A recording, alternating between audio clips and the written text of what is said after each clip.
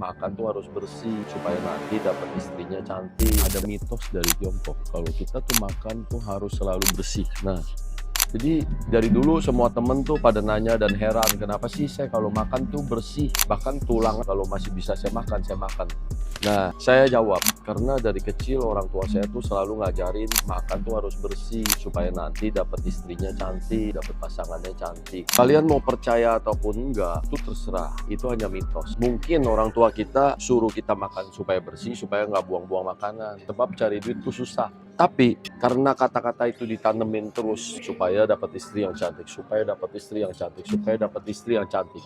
Akibatnya ketika kita benar-benar jalanin ini, makan sampai bersih. Setiap kita udah kenyang, kita tanggung jawab. Makan yang kita pesan, makan yang kita ambil harus habis supaya semoga nanti bisa dapat istri yang cantik.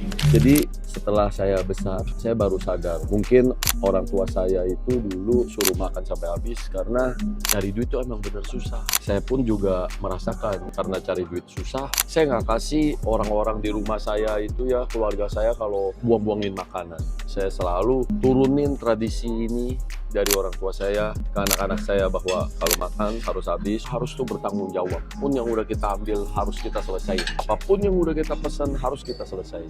Jadi karena akibat kata-kata yang ditanemin terus dari orang tua sering dari kita kecil bahwa cari istri harus cantik, cari istri harus cantik. Mungkin itulah yang jadi tersistem gitu, bahwa ketika saya besar nanti saya harus cari istri itu, saya harus cantik. Apakah itu benar akibat dari karena saya selalu makan sampai habis? Oleh sebab itu kita akan tanya ke semua penonton. Lebih mudah bersama Gapura Office.